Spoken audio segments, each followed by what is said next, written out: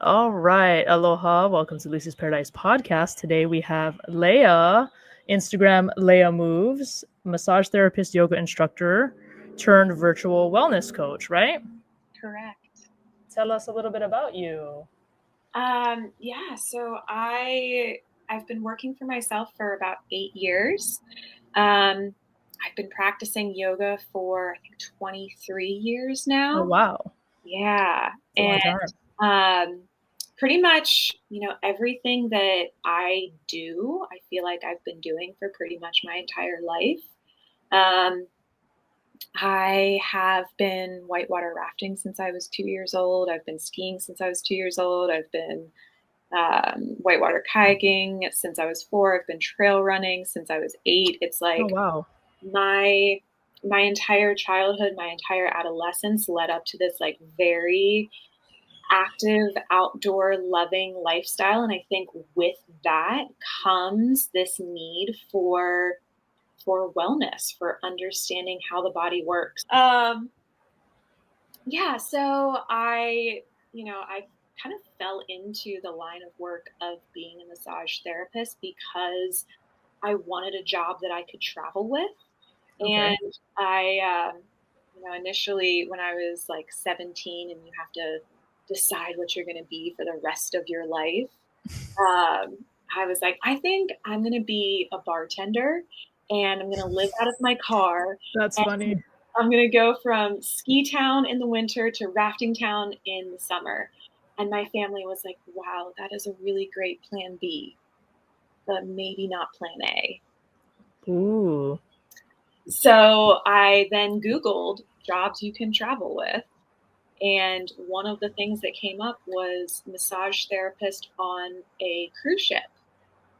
And I was, Ooh. oh my gosh, that's perfect. And so without doing any research whatsoever, I was just like, I signed up for massage therapy school. I was like, that's what I'm going to do. I'm going to go to massage therapy school. I'm going to work at a resort for 3 years. I'm going to get the experience that I need to be hired on a cruise ship. And then the next thing you know, I'm going to be in the Bahamas on my day off, just on a beach somewhere. That's so funny. And it turns out that is not how working on a cruise ship goes at all. So then I just started exploring, what did I really want to do with this wellness career that I had built? And then after I think it was 15 years of practicing yoga, I decided to become a teacher. And then from there, it was like almost just like everything kind of fell into place. I became self employed. I was contracted at another wellness studio. That fell through. The opportunity presented itself for me to open my own brick and mortar wellness studio, which I never really wanted to do, but it was one of Hmm. those things that you just fall into. And then COVID happened. And thanks to social media, my business was able to transfer very effortlessly to providing wellness services online, which allowed me to have time freedom, location freedom. I could work from anywhere. And I was just like, oh my gosh, Wow. this is what I was really craving at 17 when I was, Googling jobs you can travel with. Right. So that's kind of what started this whole virtual wellness studio career. And now I'm so happy that I get to teach as many people as possible, but specifically women, how to be their own healers and what that really means. Yeah, do you want to dive into that a little bit? Because I love all this stuff. A lot of my like training for the different stuff that I do, I have such a like a holistic approach to everything that I do, and it to some people it seems a little bit foreign because all they know is the competitive side of it. But right, there's another part of it which it sounds like growing up you had such an active childhood. Yeah, that it totally makes sense how you got into that. So that's really neat. But yeah, do you want to talk more about that, like healing themselves, people Yeah. healing themselves? So I really want to break that into kind of two separate directions. The first one is, what you brought up. I did have a really active childhood, and with that comes injury. So, I can't tell you how many times I've swam out of my kayak and banged up my knee, or, got an injury running, or I've, when I was 16, I got into a car accident and I shattered both of my feet. And there's Ooh. several other injuries that came along with it, but I was in the hospital and, I was like very just kind of naive and in my own bubble. And I was like, so what? Am I going to be like on crutches for a week or two? Like, this is really going to mess up my summer. And the doctors are like, no, like, you're going to be in a wheelchair for a really long time. And you might not run again. You're definitely not running long distances again. Oh my God. You're not racing again. Like, that's just not in your future.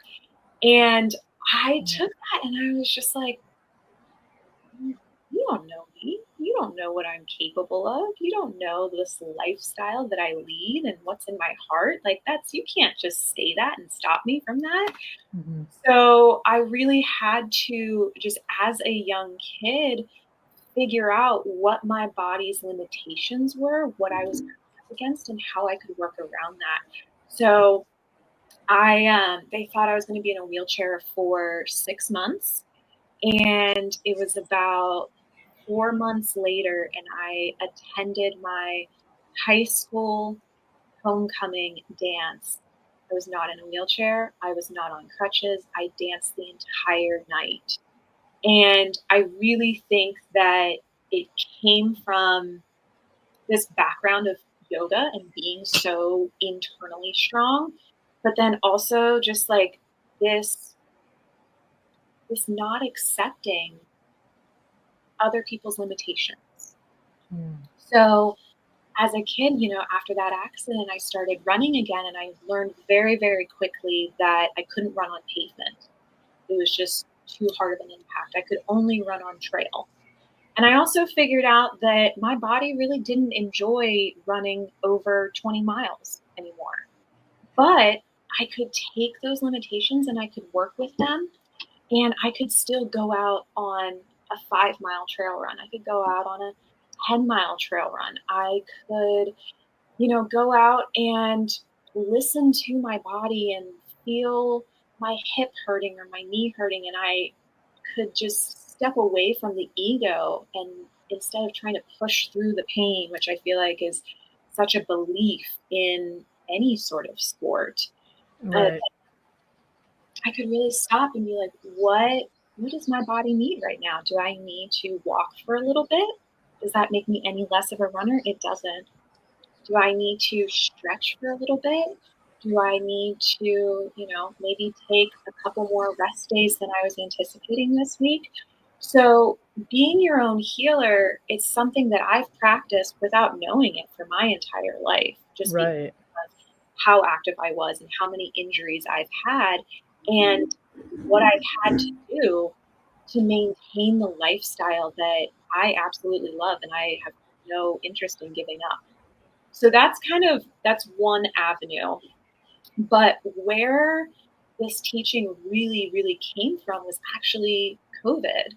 So when I was a massage therapist, when I was a full-time massage therapist, I specialized in working with outdoor adventure athletes, helping them train for and recover from races.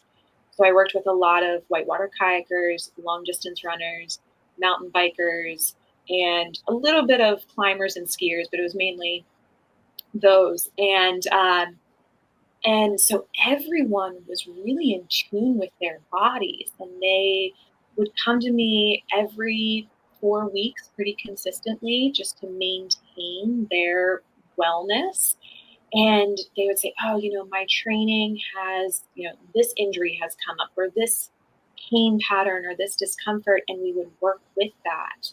And then they would come back and they'd be like, oh, this is how it shifted for me. This is, how these yoga practices or these stretches or this like tweaking in my training has then shifted this injury or this pain pattern into something else. And it was really a co-creative experience, which I really, really loved.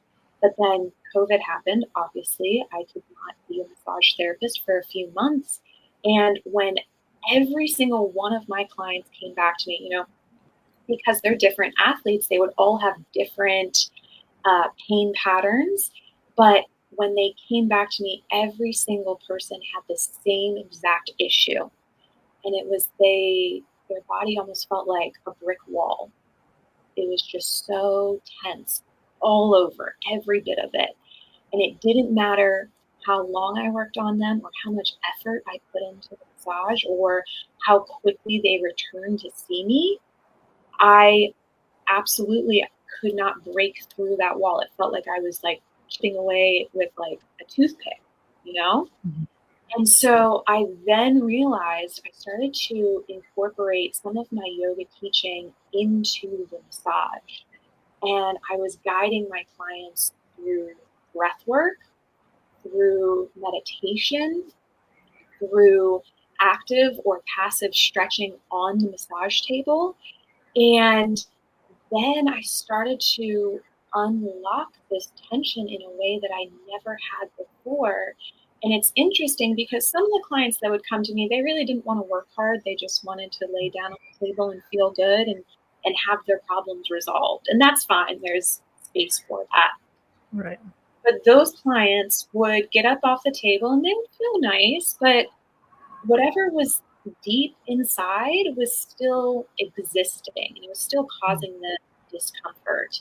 And so that initial relief would wear off after a day or two or three, and they would be right back to, that chronic pain, tension pattern, whether it's in their shoulder or their hip.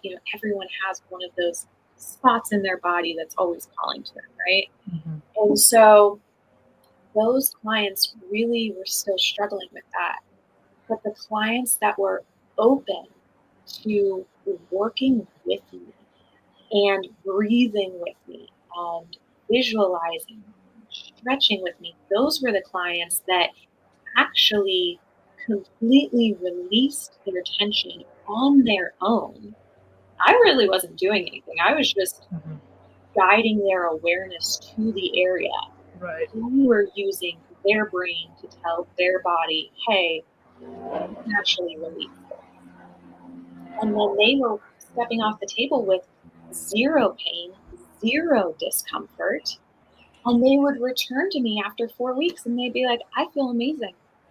I'm not here because I'm in pain. I'm here because I want to maintain these results. Mhm. That's when something clicked in me that these are skills that I am teaching to the individual over and over and over again. It's really not about the massage. It's not about my hands on them. Mhm. This is something they can do on their own. And so once I started realizing that, then I brought that practice back to myself. And I was like, okay, if I'm going to teach someone how to be their own healer, how am I my own healer? What are the ways that I do this for myself? And so I realized, there are some practices that I have, like rolling on a lacrosse ball, like Mhm. breath work, like using sound to actually move the tension out of the body. And once I started to really identify those specific things, then I put it into a yoga style class. And I started teaching it to as many people as possible. And I do that in person sometimes, but I mostly do it online. That works for me because I can have location freedom. And it works for them because it doesn't matter where you are in the world. You can learn these skills one time and then you have them for the rest of your life. You Yeah. understand, you know, where your tension is, where your pain patterns are, and how to work with them. So, really, what I figured out in COVID was, I had to look at what happened. How are all of these amazing athletes with all of these really different and unique issues coming to me after taking a whatever it was, 4 month break, maybe, and they all had the same tension in the same pattern, and it was the same like level of extreme intensity. Mhm. I was like, what happened? Oh my gosh, we were all stressed out. Yeah. And so then I started to explore the difference between physical tension from overuse or just a strain or whatever, and Mhm. emotional stress and how that shows up in the body. And Yeah. so I really started to take what I'd already learned from my massage therapy career, my yoga career, and start to study and explore. And, so often when we overuse a muscle, that shows up in the belly of the muscle as a knot or trigger point or whatever you want to call it. But Mhm. when we're stressed, that lives in our fascia, in our connective tissue that not only surrounds the muscles, but surrounds literally everything in the body. And so if you think that, oh, you have chronic tension in your right shoulder or right side of your neck, whatever, and you're always working on that area because you think that's where the pain is, so that's where the issue is. And if you just get to the bottom of that issue, then you wouldn't have any pain. But it's like, well, why is that there? And actually, is that referred pain from another spot in your body because the entire body is connected? Connected. Yeah. It's absolutely connected. What's going on in your feet is affecting your knees, which is affecting your hips, which is affecting your back, which is affecting your shoulders, which is affecting your head. And so to just zoom into this one specific area that you might be having an issue with, thinking that, oh, it's just a knot for knot's sake, can you take a step back, look at the entire body as a whole, and understand and differentiate between physical tension and emotional stress, how that shows up in your body? And then once you understand that, and that's something that, you could take a class or take a course and learn that, or you could just sit down and close your eyes and breathe and tune into your body and just know. Like that is a skill and a privilege and a power that every single human has. Mhm. And so, if you can do that, if you can differentiate between physical stress and emotional stress, and you know how to handle either of those, what the tools are for you in your body, and how you can release that specific flavor of tension, then you're unstoppable. There's no injury that's going to come up that is going to prevent you from living the life that you love. Mhm. And, take that with a grain of salt because you also have to really want to be Yeah. empowered. I say like there's no injury that can stop you from doing whatever. It's like I'm friends with a paraplegic who I've witnessed get himself down class 4 and 5 whitewater because he figured out a way to do it. And so Mhm. it's like it there are injuries that come up and they can be devastating, Mhm.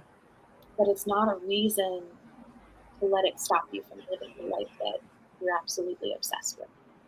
Well, I think, yeah, like I think people don't realize how much power your brain, how much mental power you have over your body.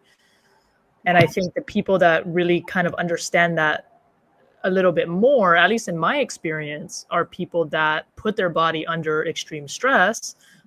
I mean, I do like Spartan races. It's not like a marathon, but it's like half a marathon, if that. But you're still kind of putting yourself under this extreme stress. Um, but yeah, that's really interesting. What is your experience with like meditation also with that? Mm. So I actually just finished up a meditation training. And it's so interesting because I went on a podcast right before that training and someone asked me about meditation. And I was like, meditation is awesome. Like, if you do it consistently, then over time you'll notice that you're like less stressed and it's really nice.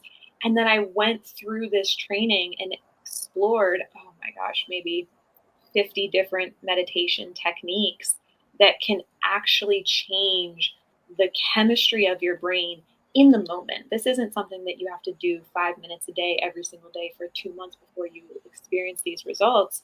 This Right. is something that you can do and feel the change immediately.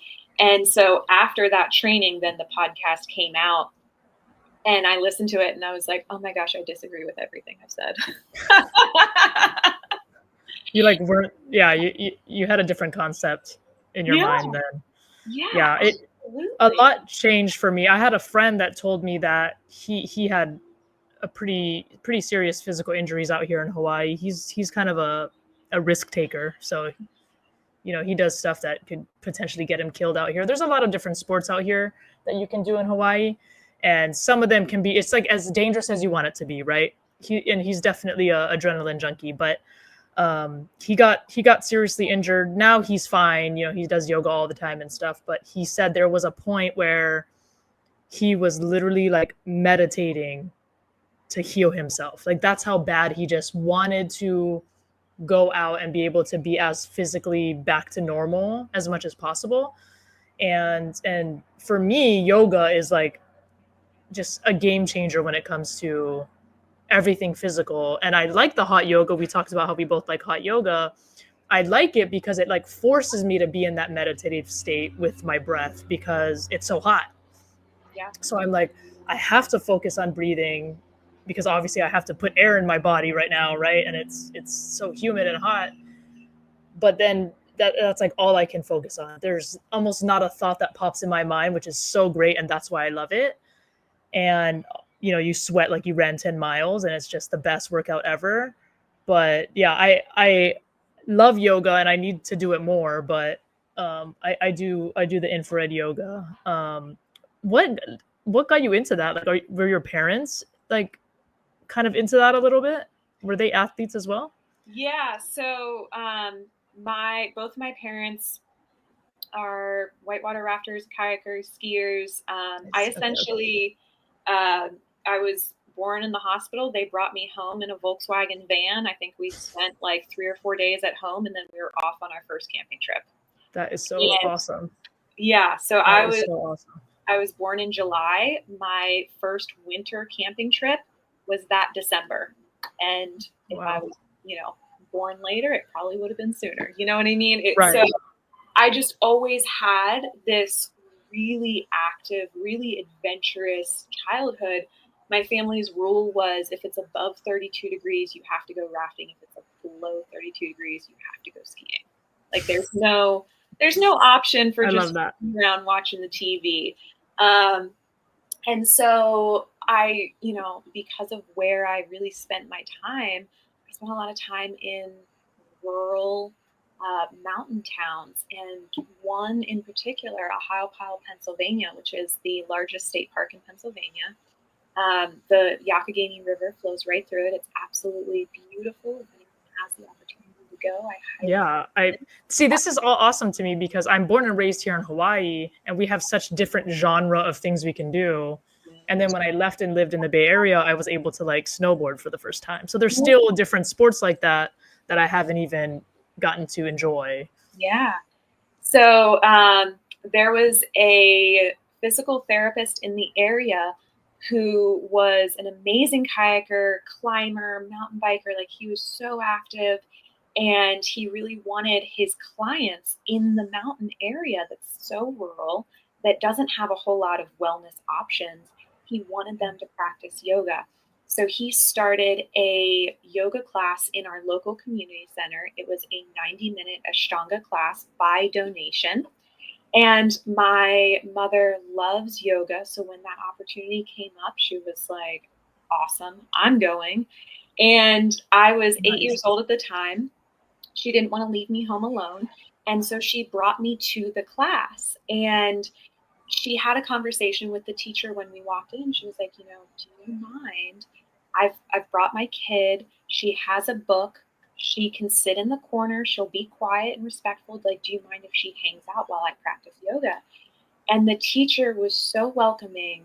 And it's such a small moment, but it really changed the course of my life. He said she is absolutely welcome to sit in the corner and read, but she's also welcome to pull out a mat and participate To if she try it. wants. Yeah. That's awesome.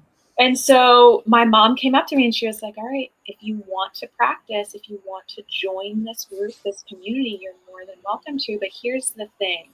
What you're not going to do is lay out your mat and practice for a little bit and then get up and read and then walk around and go to the